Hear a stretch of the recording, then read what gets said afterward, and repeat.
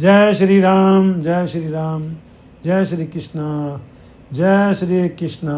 वसुदेव सुतं देवं कंसचाणूरमर्दनं देवकी परमानंदम कृष्णं वंदे जगद्गुरुं। श्री कृष्णं वंदे जगद्गुरुं। नीलाम्बुजश्यामलकोमलांगं सीतासमारोपितवामभागं पाणोमासायकचारुचापं नमामि रामं रघुवंशनाथम।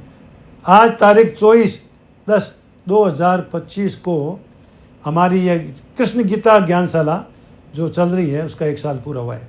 यानी 24/10/2024 शुरू हुई थी, आज सालगिरह का प्रोग्राम था।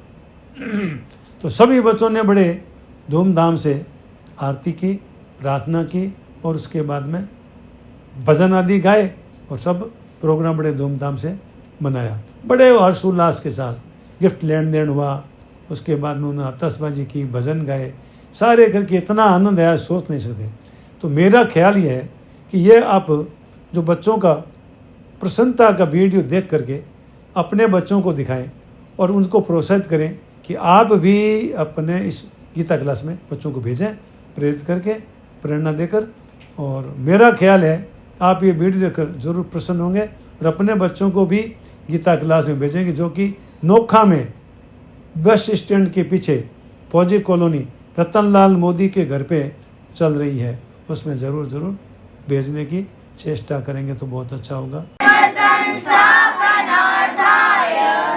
संभवामि युगे युगे जन्मकर्मजमे दिव्यमेवं यो वेत्ति तत्त्वतः त्यक्त्वा देहं पुनर्जन्म नेति मामेति सोऽर्जुन वीतरागभयक्रोधा मन्मया मामुपाश्रिता बहवो ज्ञानतपसा पूता मद्भावमागता वसुदेवसुतं देवं कंसचाणूरमर्दनं देवकी परमानन्दं कृष्णं वन्दे जगद्गुरुं।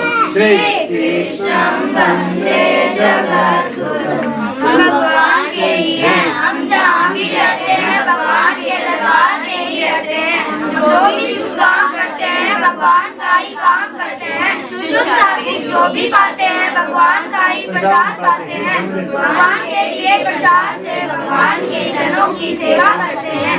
हे नाथ मैं आपको मेरी बात सुनी को नहीं तेरे से दीनानाथ, मेरी बात सुनी को नहीं तेरे से आकड़ ली चुरा कर बाबा जासी करके तेरे से आकड़ ली चुरा कर बाबा जासी करके तेरे से काटू वाले श्याम तेरी शरण में आ गयो। काटू वाले श्याम तेरी शरण में आ गयो। श्याम प्रभु रूप तेरो नैना में समा गयो। श्याम प्रभु रूप तेरो नैना में समा गयो। अंतकाले च मामेव स्मरन् मुक्त्वा कलेवरं यः पर्याति स मद्भावं याति नास्त्यत्र संशयः। जो पुरुष अंतकाल में मुझको ही स्मरण करता हुआ शरीर को त्याग कर जाता है वह मेरे साक्षात स्वरूप को प्राप्त होता है, इसमें कोई भी संशय नहीं है। 8वें अध्याय का 6वां श्लोक। यम यम वापि स्मरण भावम त्यजत्यन्ते कलेवरम तम तमेवेति कौन्तेय सदा तद्भाव भावितः। हे कुंती पुत्र अर्जुन, यह मनुष्य अंतकाल में जिस भी भाव को स्मरण करता हुआ शरीर को त्याग करता है उसको ही मैं प्राप्त होता हूँ। क्या? क्योंकि वह सदा उसी भाव से भावित रहा है। राजा भरत जो कि एक चक्रवर्ती सम्राट थे, उन्होंने राजपाट छोड़ करके जंगल में रहना स्वीकार किया और जंगल में रहते थे। उन्होंने एक हिरण पर मोह हो गया उनको, हिरण के बच्चे को पाल लिया, तो हिरण की मन में उनके बसती थी, तो वो हिरण उनको छोड़कर चला गया, उनके मन में हिरण की अंत में भाव रहा, तो हिरण बनना पड़ा उनको मरने के बाद। यह तो हो गया इसका उदाहरण। अंतकाल में अगर जो मेरा वाम लेता है उसके लिए अजामिल की कथा को याद करते हैं। भागवत में कथा आती है, अजामिल बड़ा पापी कुकर्मी आदमी था, उसने अपने बेटे का नाम नारायण रखा। मरते समय उसने बेटे को बुलाया, नारायण नारायण नारायण के पुकारा। यमदूत लेने के लिए आए थे, लेकिन नारायण नारायण पुकारने से भगवान ने अपने दूतों को उसके पास भेज दिया। तो यमदूतों को हटा करके भगवान के दूतों ने कहा तुम जाओ, तुम इसे नहीं ले जा सकते। क्यों? इसने भगवान का नाम लिया है। तो भगवान के नाम लेने वाले को यमदूत नहीं ले जा सकते और भगवान के दूत ही ले जाते हैं। लेकिन उनको अजामिल को भगवान के दूतों ने वहां रख दिया कि तू करेगा अपना कल्याण करने के लिए भजन कीर्तन, फिर बाद में ले जाएंगे। वो छोड़ कर चले गए। यानी कहने का मतलब है नारायण का नाम अंतकाल में लेने मात्र से, चाहे किसी भाव से लो, पुत्र के भाव से लिया, फिर भी उसको भगवान के ही घर में जाने के लिए जगह है, यमदूत नहीं ले जाते। यह करामात है इस श्लोक की। बच्चे बहुत जल्दी संस्कृत सीखते हैं, गीता बहुत आसानी सीखते हैं। कई लोगों के मन में भ्रम बसा हुआ कि गीता सन्यासियों का काम है। अरे सन्यासियों का नहीं है। अर्जुन जो बिल्कुल डट रहा था, वो कह रहा था मोह हो गया मुझे, मैं नहीं युद्ध करूंगा, उसने भी सब कुछ त्याग करके अपना पूरा जीवन गृहस्थाश्रम में बिताया बड़ी खुशी के साथ, गीता के प्रवचन सुनकर। तो गीता के प्रवचन सुनकर ये कभी कोई मन में नहीं सोचे कि गीता पढ़ने से हमारे बच्चे सन्यासी बन जाएंगे। नहीं, वो एक महान बुद्धिमान बनेंगे। इसलिए सबको गीता पढ़ने के लिए बच्चों को भेजना चाहिए। एक बात और मैं कहने भूल गया, गीता पढ़ने की कोई फीस नहीं है, पढ़ाने की कोई शुल्क नहीं है, कोई खर्चा नहीं है। पुस्तकें भी यहाँ पर दी जाती है, यहीं पर आते हैं, पढ़ते हैं, पुस्तक घर के जाते हैं, वापस आके पढ़ते हैं। अब अगर मान लो आपको घर पढ़ना, अपने घर की पुस्तक से समझा दो, पढ़ा दो, वरना यहाँ पर हम पुस्तक यहीं पर दी जाती है।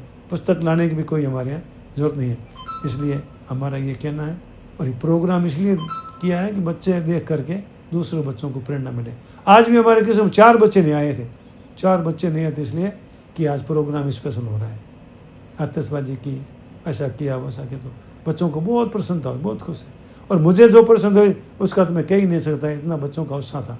बच्चों को उत्साह देखकर मुझे जो आनंद आया कि प्रेम के आंसू आ रहे मन में, आंखों में आंसू आ रहे, इतना आनंद आता है। तो आप सभी अगर ध्यान दे के सुनेंगे, ध्यान दे के विचार करेंगे, तो आपको भी यह बहुत ही पसंद आएगा और अपने बच्चों को आप जरूर भेजेंगे।